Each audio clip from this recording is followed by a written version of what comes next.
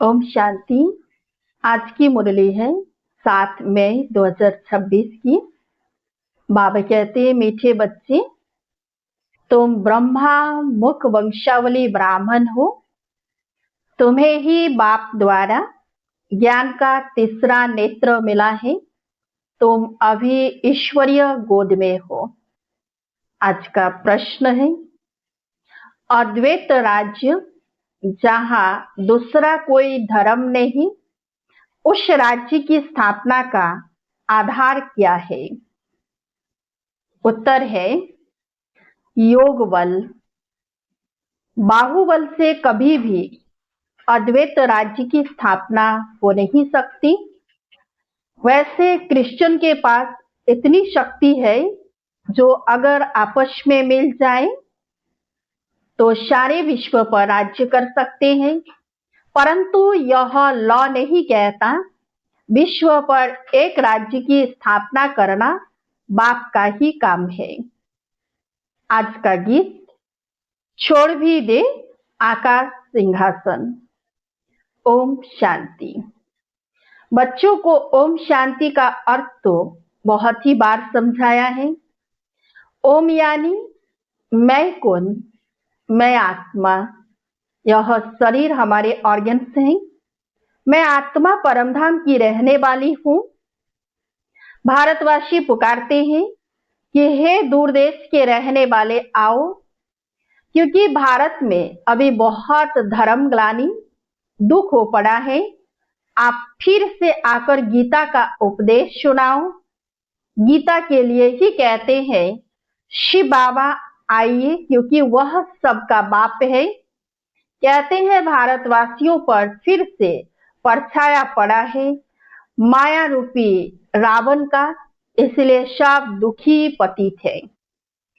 पुकारते हैं रूप बदलकर आइए, अर्थात मनुष्य के रूप में आइए। तो मनुष्य रूप में मैं आता हूँ। मेरा आना दिव्य अलौकिक है। मैं गर्भ में नहीं आता हूँ, मैं आता ही हूँ साधारण बूढ़े तन में। तुम बच्चे जानते हो, मैं कल्प कल्प अपना निराकारी रूप बदल कर आता हूँ। ज्ञान का सागर तो परमपिता परमात्मा ही है, श्री कृष्ण को कभी भी नहीं कहेंगे। बाप कहते हैं मैं इस साधारण तन में आकर तुमको फिर से सहज राजयोग सिखा रहा हूँ। जब दुनिया पतित बन जाती है तब मुझे आना पड़ता है। कलयुग से सतयुग बनाने मैं आता हूँ। ब्रह्मा विष्णु शंकर का चित्र भी है। ब्रह्मा द्वारा स्थापना, शंकर द्वारा विराट और फिर विष्णु द्वारा पालना। यह लक्ष्मी नारायण विष्णु के दो रूप हैं। यह तुम बच्चे जानते हो। बाबा फिर से रूप बदल कर आया है। वह हमारा सुप्रीम बाप भी है, सुप्रीम टीचर भी है, सुप्रीम गुरु भी है। और गुरु लोगों को सुप्रीम नहीं कहा जाता है। यह तो बाप, टीचर, गुरु तीनों है। लौकिक बाप तो बच्चे की पालना कर फिर उनको स्कूल में भेज देते हैं। कोई बिरला होगा जो बाप टीचर भी होगा, यह कोई कह न सके। सब आत्माएं मुझे पुकारती है, गॉड फादर कहती है, तो वह आत्मा का फादर हो गया। यह गीत भी भक्ति मार्ग का है। सतयुग में तो माया होती नहीं, जो पुकारना पड़े वहां तो सुख ही सुख है। तुम जानते हो 5000 वर्ष का चक्र है। आधा कल्प सतयुग, त्रेता दिन, आधा कल्प द्वापर, कलयुग रात। तुम ब्रह्मा मुख वंशावली ब्राह्मण हो। ब्रह्मा का अथवा तुम ब्राह्मणों का ही रात दिन गाया जाता है। दिन और रात का ज्ञान भी तुम बच्चों को है। लक्ष्मी नारायण को यह ज्ञान नहीं। अभी तुम संगम पर हो, जानते हो। अभी भक्ति मार्ग पूरा हो, दिन उदय होता है। यह ज्ञान अभी तुमको बाप द्वारा मिला है। कलयुग में व सतयुग में यह ज्ञान किसी को भी होता नहीं। इसलिए गाया जाता है ब्रह्मा की दिन और ब्रह्मा की रात। तुम अभी सूर्यवंशी चंद्रवंशी राज्य पाने का पुरुषार्थ कर रहे हो, फिर आधा कल्प के बाद तुम राज्य गवाते हो। यह ज्ञान तुम ब्राह्मणों के सिवाय कोई को नहीं है। तुम देवताएं बन जाएंगे, फिर यह ज्ञान रहेगा नहीं। अभी है रात्रि, शिवरात्रि भी गाई जाती है, श्री कृष्ण की भी रात्रि कहते हैं, परंतु उसका अर्थ नहीं समझते। शिव की जयंती अर्थात शिव का री इनकारनेशन होता है। ऐसे बाप का दिवस कम से कम एक मास मनाना चाहिए। जो सारी सृष्टि को पतित से पावन बनाते हैं, उनका हॉलिडे भी नहीं मनाते हैं। बाप कहते हैं मैं सबका लिबरेटर हूँ, गाइड बन सबको ले जाता हूँ। अभी तुम पुरुषार्थ करते हो राजयोग सीखने का। बाप तुमको ज्ञान का तीसरा नेत्र दे रहे हैं। आत्मा का रूप क्या है यह भी किसी को पता नहीं है। बाप कहते हैं तुम आत्मा न अंगूठे में सल हो, न अखंड ज्योति में सल हो। तुम तो स्टार हो, बिंदी मिसल। मैं भी आत्मा बिंदु हूँ, परंतु मैं पुनर्जन्म में नहीं आता हूँ। मेरी महिमा ही अलग है। मैं सुप्रीम होने के कारण जन्म मरण के चक्र में नहीं आता हूँ। तुम आत्माएं शरीर में आती हो तो 84 जन्म लेती हो। मैं इस शरीर में प्रवेश करता हूँ, यह लोन लिया हुआ है। बाप समझाते हैं तुम भी आत्मा हो, परंतु तुम अपने को रियलाइज नहीं करते हो कि हम आत्मा है। आत्मा ही बाप को याद करती है, दुख में हमेशा याद करते हैं, हे भगवान, हे रहम दिल बाबा, रहम करो। रहम मांगते हो क्योंकि वह बाप ही नॉलेजफुल, ब्लिसफुल, प्यूरिटीफुल है, ज्ञान में भी फुल है, ज्ञान का सागर है। मनुष्य को यह महिमा दे नहीं सकते। सारी दुनिया पर ब्लिस करना यह बाप का ही काम है। वह है रचयिता, बाकी सब है रचना। क्रिएटर रचना को क्रिएट करते हैं। पहले स्त्री को अडॉप्ट करते हैं, फिर उनके द्वारा रचना रचते हैं, फिर उनकी पालना भी करते हैं, विनाश नहीं करते। यह बेहद का बाप आकर स्थापना, पालना, विनाश कराते हैं। आदि सनातन देवी देवता धर्म की पालना कराते हैं। सतयुग आदि में फट से राजधानी स्थापन हो जाती है और धर्म वाले तो सिर्फ अपना अपना धर्म स्थापन करते हैं। फिर जब लाखों करोड़ों के अंदाज में वृद्धि हो जाती है, तब राजाई होती है। अभी तुम राजधानी स्थापन कर रहे हो। योग बल से तुम सारे विश्व के मालिक बनते हो। बाहुबल से कभी कोई विश्व पर राजाई कर नहीं सकता। बाबा ने समझाया है, क्रिश्चियन में इतनी ताकत है, वह आपस में मिल जाए तो सारे विश्व पर राज्य कर सकते हैं, परंतु बाहुबल से विश्व पर राज्य पाए यह लॉ नहीं कहता। ड्रामा में यह कायदा नहीं है जो बाहुबल वाले विश्व के मालिक बने। बाप समझाते हैं विश्व की बादशाही योग बल से मेरे द्वारा ही मिल सकती है। वहां कोई पार्टीशन नहीं है। धरती आकाश सब तुम्हारे होंगे, तुमको कोई टच नहीं कर सकता।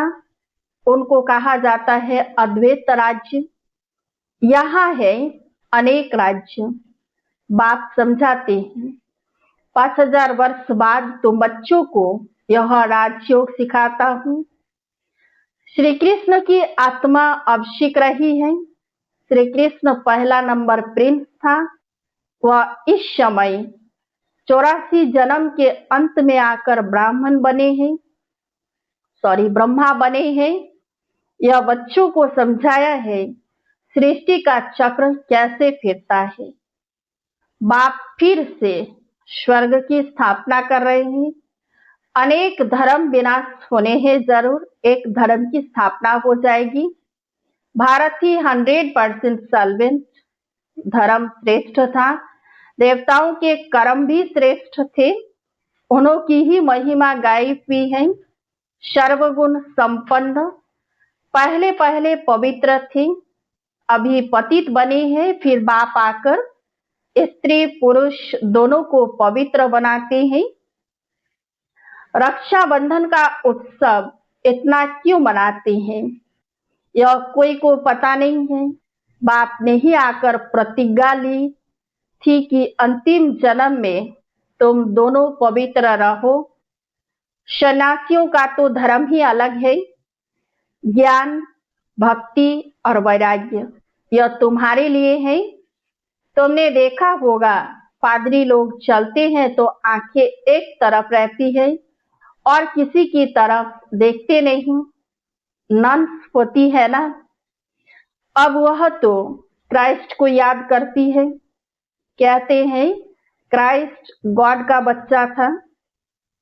तुम्हारा कोई सफेद कपड़े आदि से कनेक्शन नहीं है, तुम तो आत्मा हो, नन बट वन, एक को ही याद करना है।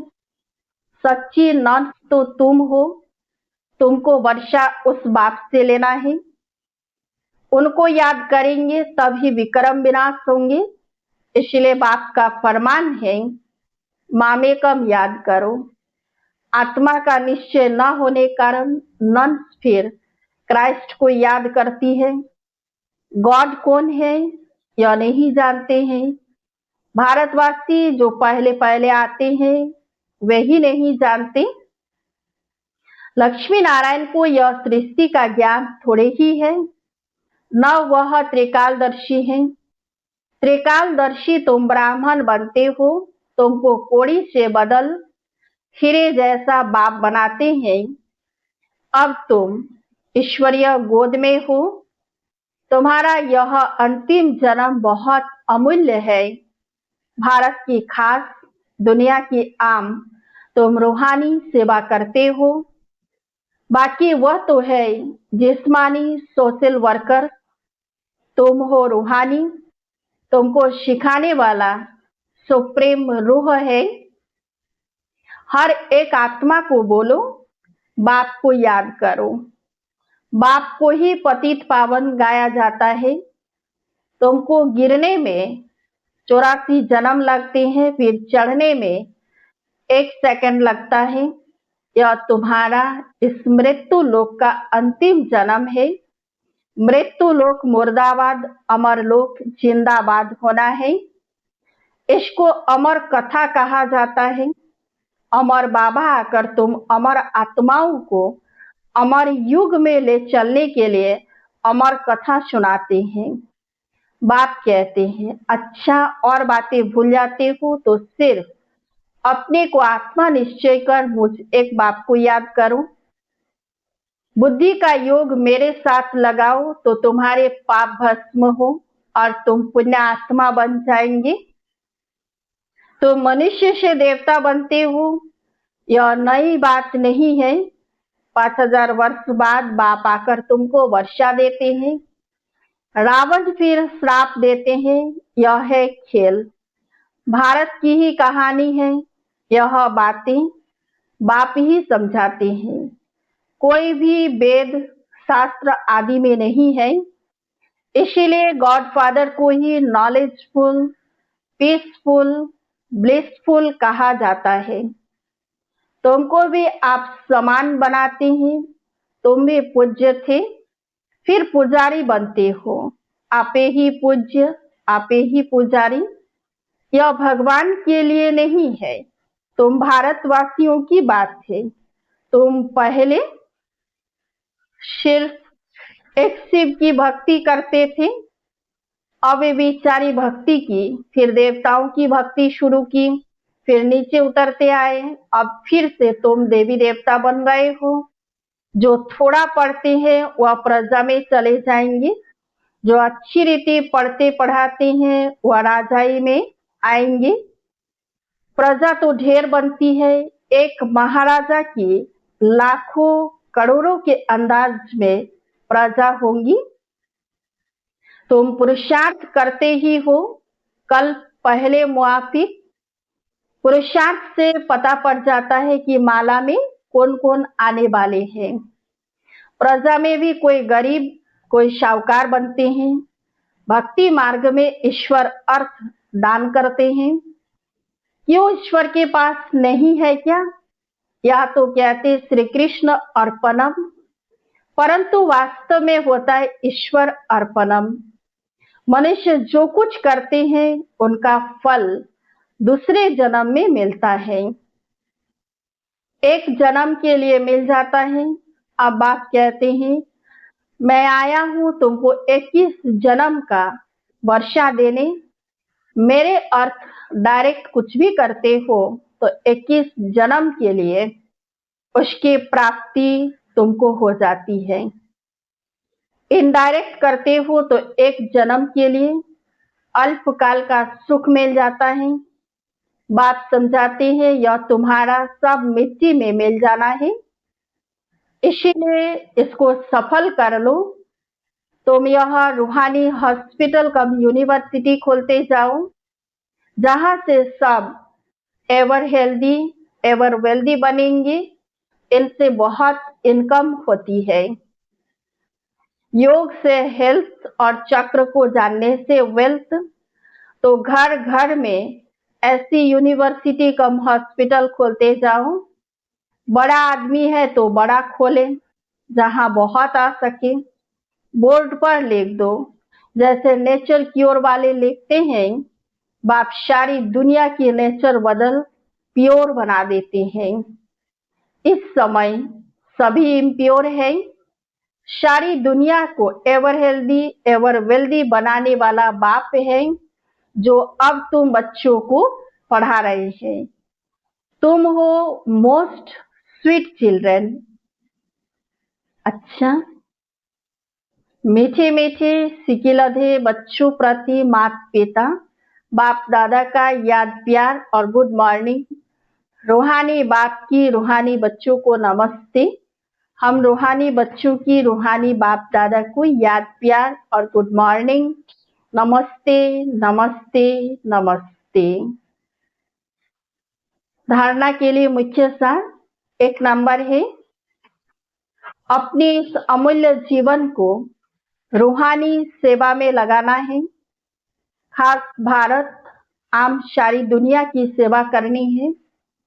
2 नंबर, अपना सब कुछ सफल करने के लिए डायरेक्ट ईश्वर अर्थ अर्पण करना है। रूहानी हॉस्पिटल और यूनिवर्सिटी खोलनी है। आज का वरदान, एक रस स्थिति द्वारा अतीन्द्रिय सुख की अनुभूति करने वाले सर्व आकर्षणों से मुक्त भव। जब इंद्रियों के आकर्षण और संबंधों के आकर्षण से मुक्त बनो, तब अतीन्द्रिय सुख की अनुभूति कर सकेंगे। कोई भी कर्मेंद्रियों के बस होने से जो भिन्न भिन्न आकर्षण होते हैं, वह अतीन्द्रिय सुख व हर्ष दिलाने में बंधन डालते हैं। लेकिन जब बुद्धि सर्व आकर्षणों से मुक्त हो, एक ठिकाने पर टिक जाती है, हलचल समाप्त हो जाती है, एक रस अवस्था बनने से अतीन्द्रिय सुख की अनुभूति होती है। आज का स्लोगन, अपने बुद्धि की लाइन सदा क्लियर रखो तो 1-2 के मन के भावों को जान लेंगे। अपने बुद्धि की लाइन सदा क्लियर रखो तो 1-2 के मन के भावों को जान लेंगे। अव्यक्त इशारे, सदा अचल अडोल एक रस स्थिति का अनुभव करो। किसी भी प्रकार की हलचल में अचल रहना, यही श्रेष्ठ ब्राह्मण आत्माओं की निशानी है। दुनिया हलचल में हो, लेकिन आप श्रेष्ठ आत्माएं हलचल में नहीं आ सकती। क्यों? ड्रामा की हर सीन को जानते हो। नॉलेजफुल आत्माएं, पावरफुल आत्माएं सदा स्वतः ही अचल रहती है। तो कभी वायुमंडल से घबराओ नहीं, सदा निर्भय रहो। ओम शांति।